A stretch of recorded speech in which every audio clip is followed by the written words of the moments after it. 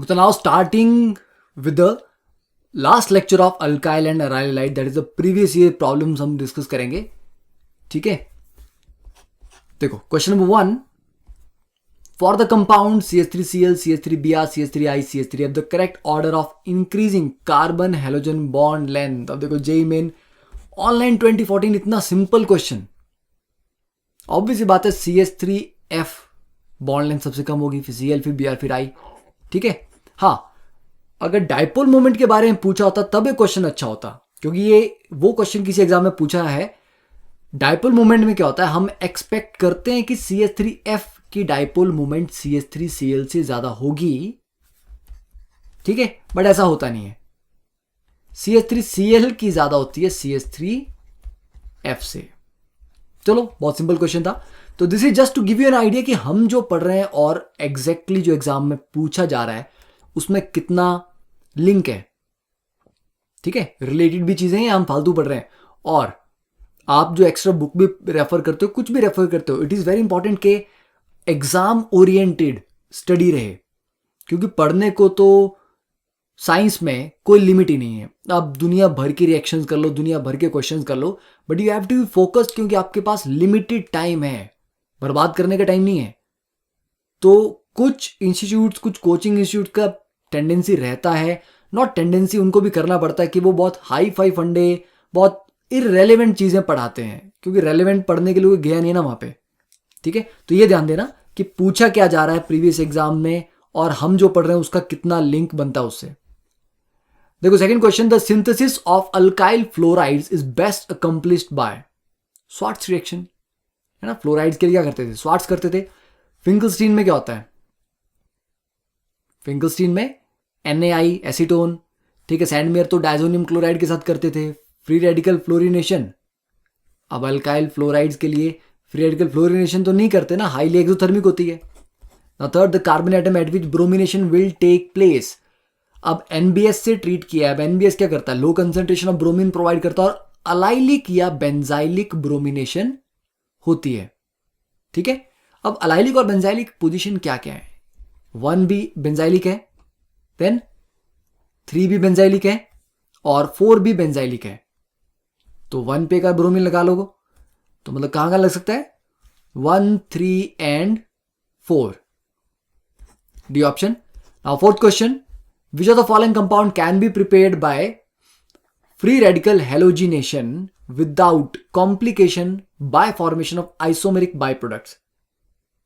कि इनमें से किन कंपाउंड को हम सिंपल फ्री रेडिकल हेलोजिनेशन से बना सकते हैं, कोई कॉम्प्लिकेशन नहीं होनी चाहिए.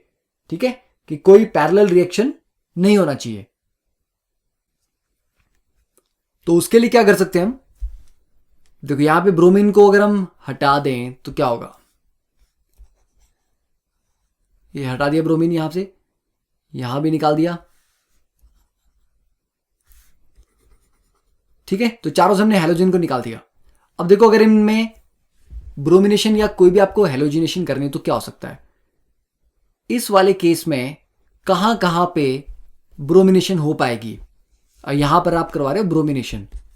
ठीक है ना, यहां पे क्या करवाया था, यहां भी ब्रोमिनेशन थी, यहां भी आई गेस क्लोरी थी, यहां भी क्लोरिनेशन थी. अब ब्रोमिनेशन 3 डिग्री पे अटैक करती है.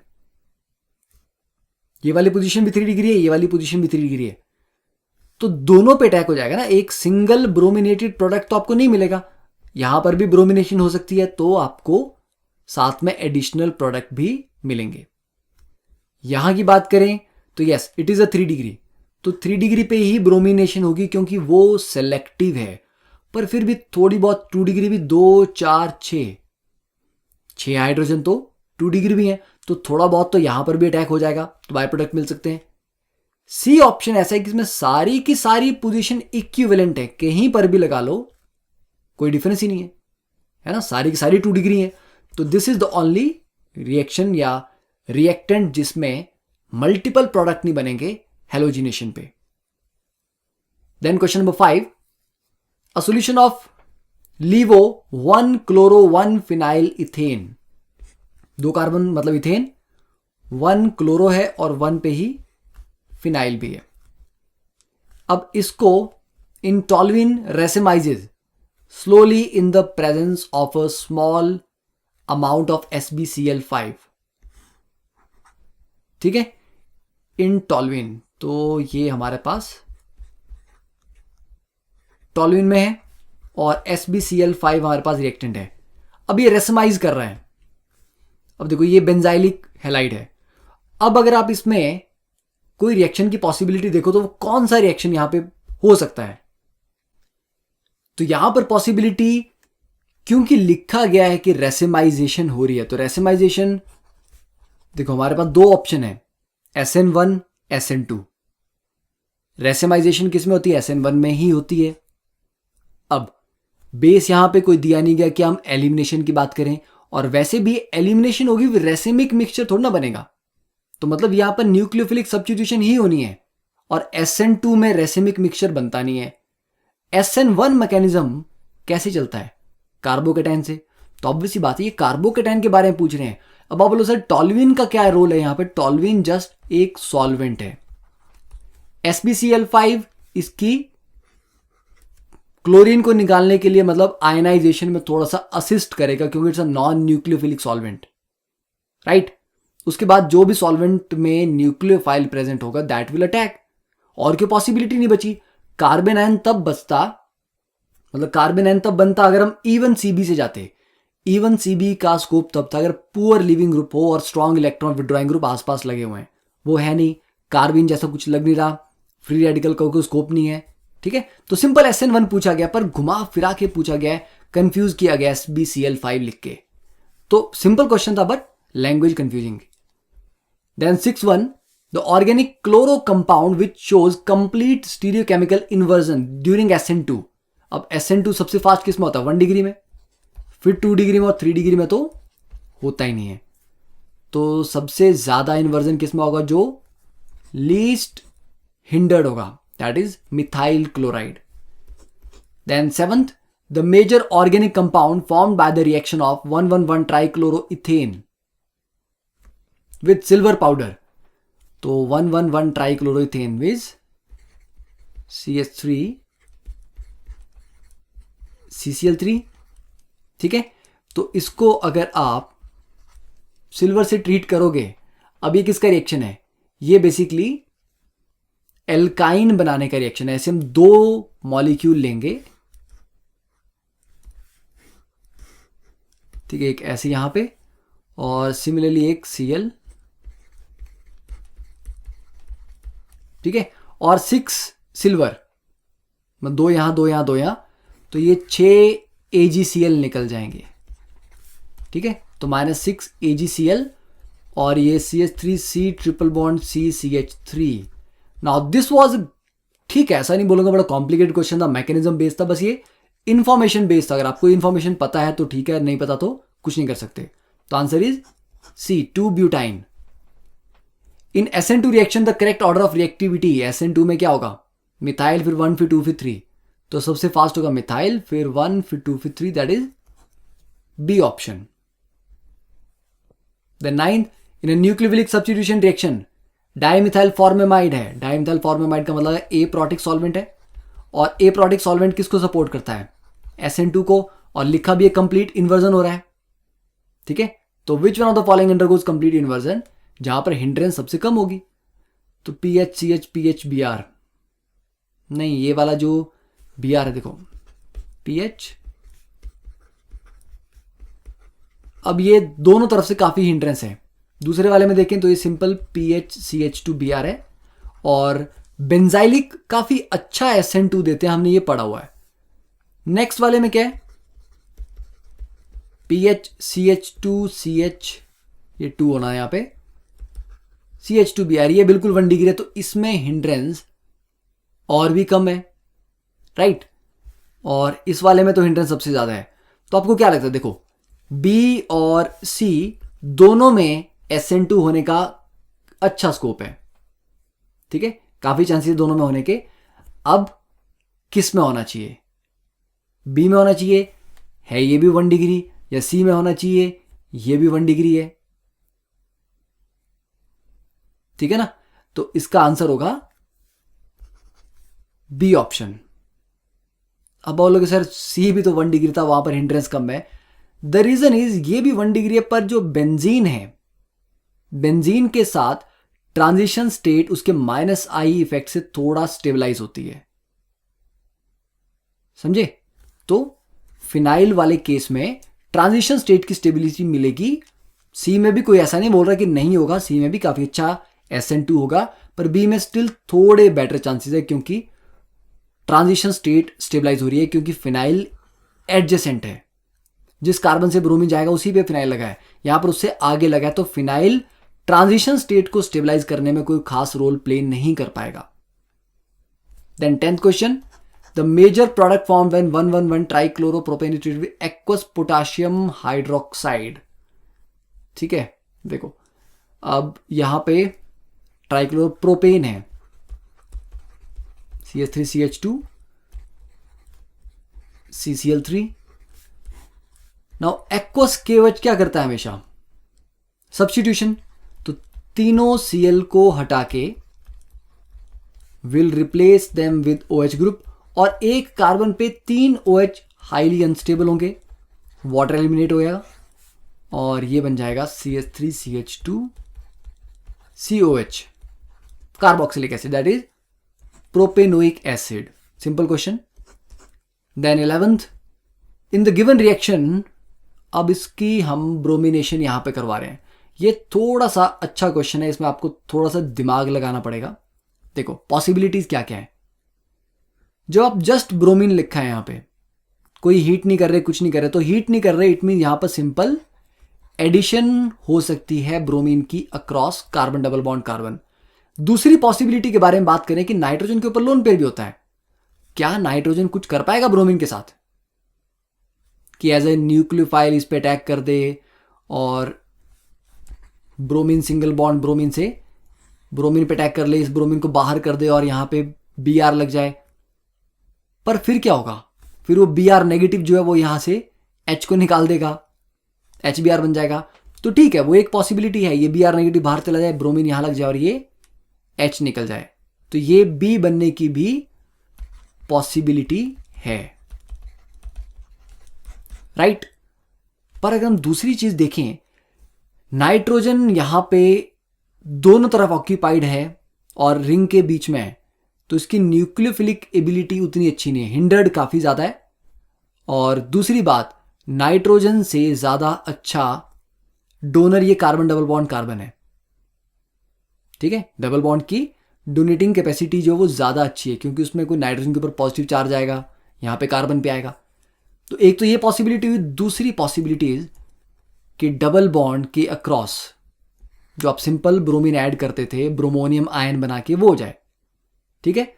तो पहले स्ट्रक्चर में क्या होगा, ये डबल बॉन्ड के अक्रॉस ये ब्रोमीन को ऐड करेगा, दूसरा ब्रोमीन बाहर जाएगा, तो इस तरह से ब्रोमीन लग गया, ये सिंगल बॉन्ड ब्रोमोनियम आयन। अब ब्रोमोनियम आयन पे दूसरा वाला जो Br नेगेटिव बचा था वो बैक साइड अटैक करेगा।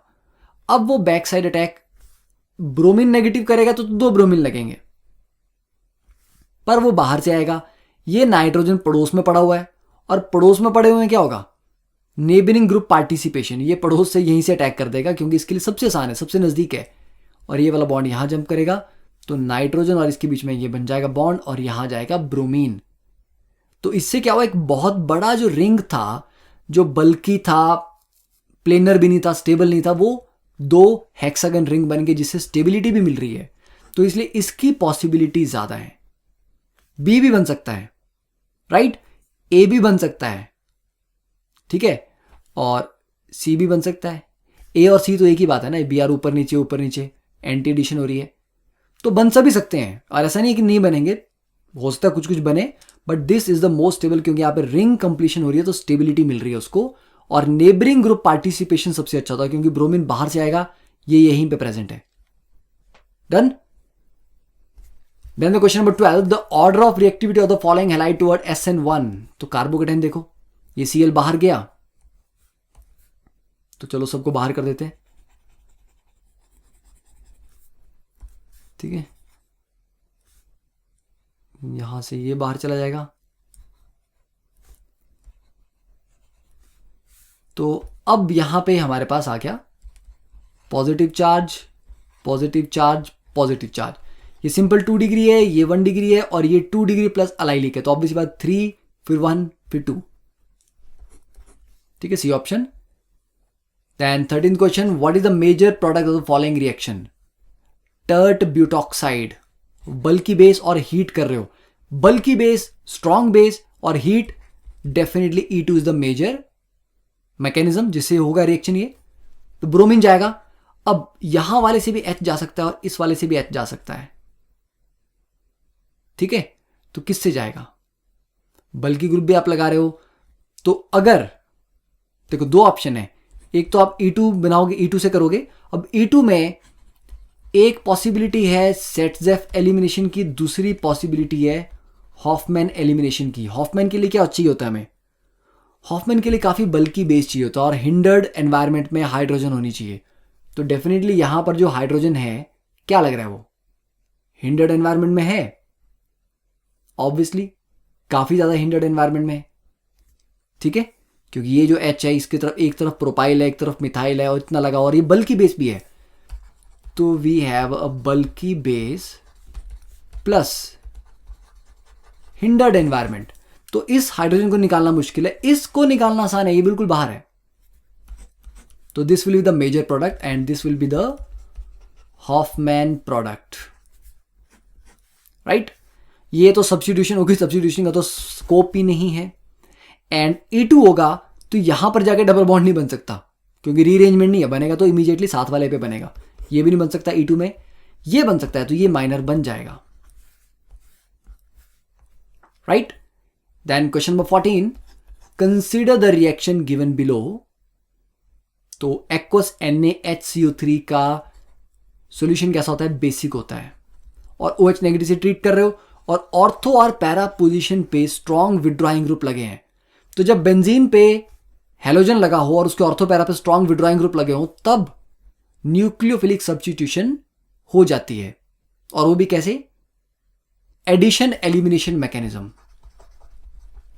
तो this will follow addition elimination mechanism. OH negative आएगा, ठीक है, ये बॉन्ड यहां जंप करेगा, फिर एक कॉम्प्लेक्स बनेगा, उसमें रेजोनेंस स्टेबिलिटी होगी, फिर बाद में Cl बाहर निकलेगा। तो फाइनली Cl बाहर निकल जाएगा, Cl की जगह रह जाएगा OH, यहां पे नाइट्रो, यहां पे नाइट्रो।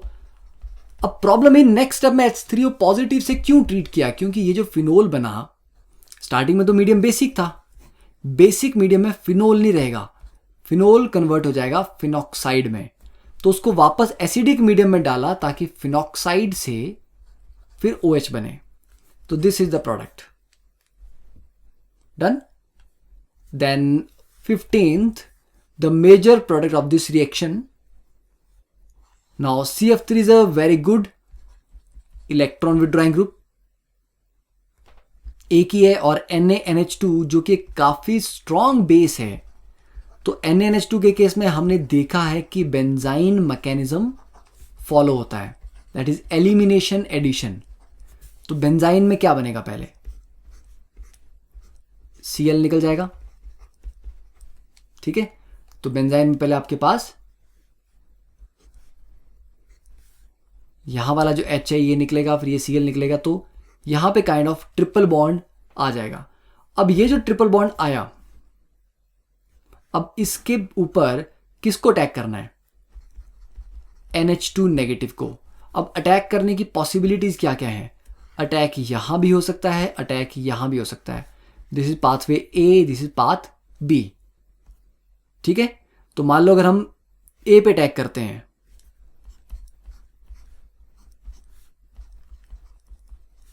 तो यहां पर NH2 लगा, और ये जो ट्रिपल बॉन्ड था ये नीचे को जंप करेगा, तो ये यहां नेगेटिव आ जाएगा, ठीक है। तो ये A पाथवे से हुआ। और अगर हम B से जाते हैं तो NH2 यहां लगेगा और नेगेटिव चार्ज यहां आएगा, और डबल बॉन्ड तो रहेगा, ठीक है। ये B पाथवे है। अब आपको कौन सा ज्यादा स्टेबल लग रहा है? नेगेटिव चार्ज को स्टेबलाइज कौन करता है? इलेक्ट्रॉन विड्रॉइंग ग्रुप, और ये स्ट्रांगली विड्रॉइंग ग्रुप है, तो ऑर्थो पे नेगेटिव चार्ज ज्यादा स्टेबलाइज होगा, ठीक है, स्टेबल हो गया। अब बस अब नेक्स्ट स्टेप में क्या करना है, ये जो H आपने निकाला था वो H ये वापस ले लेगा और done, you get the product. तो ये है इसका major product. Clear? Next is the question number 16. Consider the nitration of haloarenes given below in the presence of concentrated nitric acid and sulfuric acid. तो नाइट्रेशन करवा रहे हो, NO2 positive का attack होगा। इनकरेक्ट स्टेटमेंट क्या है? Nitration of all aryl halide is slower then benzene. Yes, क्योंकि ये इलेक्ट्रोफिलिक रिएक्शन है और हेलोजेनिक स्लाइटली विड्रॉइंग ग्रुप की तरह काम करती है और विड्रॉइंग ग्रुप इलेक्ट्रोफिलिक मैकेनिज्म को स्लो करता है, तो ऑब्वियसली इनका जो है वो स्लो ही होगा। तो ये तो करेक्ट निकला। Rate of nitration follows the order, 1 में सबसे फास्ट। क्यों 1 में क्या फास्ट होगा? फ्लोरीन तो काफी स्ट्रांगली विड्रॉइंग ग्रुप है, पर फ्लोरीन में क्या है, फ्लोरीन M इफेक्ट से डोनेट करता है, प्लस M है और माइनस I है। ठीक है, इंडक्टिव से विड्रॉ कर रहा है पर M से बहुत अच्छा डोनर है। क्यों? क्योंकि कार्बन फ्लोरीन में जब भी फ्लोरीन की तरफ से डोनेशन होगी या कार्बन डबल बॉन्ड फ्लोरीन बनेगा, कार्बन के पास भी 2p ऑर्बिटल होता है और फ्लोरीन के पास भी 2p होता है। तो 2p सेम ऑर्बिटल्स हैं तो ओवरलैपिंग बहुत अच्छी होगी। तो फ्लोरीन में मेसोमेरिक बहुत अच्छा होता है, क्लोरीन का वीक, ब्रोमीन का और वीक, आयोडीन का सबसे वीक। तो यस, रेट ऑफ नाइट्रेशन क्या फॉलो कर रहा है? 1 4 2 3। जरूरी है कि 1 के बाद 4 आना चाहिए, आयोडो आना चाहिए। यस, क्यों? क्योंकि मेसोमेरिक और इंडक्टिव का सिस्टम उतना सिंपल नहीं है। मेसोमेरिक तो मैंने आपको बता दिया कि फ्लोरीन का सबसे अच्छा था और आयोडीन का सबसे पुअर है, पर आयोडीन का -I भी तो पुअर है। तो ओवरऑल जो इफेक्ट बनता है, फ्लोरो के बाद आयोडो होता है, तो इस ऑर्डर में ये रिएक्शन चलता है। Then the order of yield of para nitro product is, 1 में सबसे ज्यादा पैरा बनेगा, फिर 2 में, फिर 3 में, फिर 4 में। 1 में पैरा क्यों बनेगा ज्यादा? क्योंकि 1 इसका -I इफेक्ट इसके आसपास ज्यादा काम करेगा, तो पैरा पे उतना -I नहीं होगा। ठीक है, तो पैरा पोजीशन में सबसे अच्छा होना चाहिए। And order of yield of ortho product 1 में नहीं, 1 में ऑर्थो सबसे ज्यादा नहीं बनना चाहिए, क्योंकि ऑर्थो पे तो इसका -I सबसे स्ट्रांग है ना।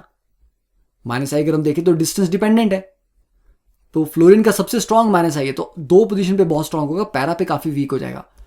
तो डी ऑप्शन इसमें इनकरेक्ट होना चाहिए। Then 17, this is the question from IIT JEE advanced, मतलब IIT JEE का क्वेश्चन है। The major product of the following reaction, PHS negative, it's a good nucleophile, क्योंकि सल्फर एक अच्छा न्यूक्लियोफाइल होता है, ज्यादा पोलराइजेबल हो जाता है। डाइमिथाइल फॉर्मेमाइड एप्रोटिक सॉल्वेंट है, एप्रोटिक SN2 को प्रमोट करता है, गुड न्यूक्लियोफाइल भी SN2 को प्रमोट करता है। और ये बेंजाइल है, अब बेंजाइल पे मिथाइल भी लगा हुआ है और थोड़ी सी हिंड्रेंस है, पर मजे की बात क्या है, बेंजीन पे फ्लोरीन और नाइट्रो दोनों विड्रॉइंग ग्रुप लगे हैं। तो अगर आप यहां पे कार्बोकेटाइन बना दोगे, SN1 से चलाओगे तो दिक्कत होगी, ना तो सॉल्वेंट SN1 को प्रमोट करता, ठीक है, ना न्यूक्लियोफाइल, और जो विड्रॉइंग ग्रुप लगा दिए हैं ये कार्बोकेटाइन को अनस्टेबल कर देंगे। दैट इज द रीजन कि SN2 यहां पे मेजर होगा। तो ब्रोमीन हटेगा, इन्वर्जन में SPH अटैच होगा। ठीक है, इन्वर्जन होगा तो obviously A will be the answer. तो that is all for this lecture. Now we finish the alkyl halide officially. Next lecture, the next chapter जो हम स्टार्ट करेंगे दैट विल बी अल्कोहल। ठीक है, फिनोल को briefly हम summarise करके करेंगे, क्योंकि फिनोल के भी रिएक्शन जो है वो एरोमेटिक में ही ज्यादा फंडामेंटल पढ़ लिए हैं और डायजोनियम सॉल्ट के हमने अल्काइल हैलाइड वाले में पढ़ लिए। ठीक है, तो अल्कोहल से हम स्टार्ट करेंगे नेक्स्ट चैप्टर में। ठीक है, तो see you in the next session. तब तक कुछ असाइनमेंट सॉल्व करो, एनसीईआरटी के एग्जाम्पलर सॉल्व करो, एनसीईआरटी की पूरी एक्सरसाइज सॉल्व करो। Okay, thank you, have a nice day.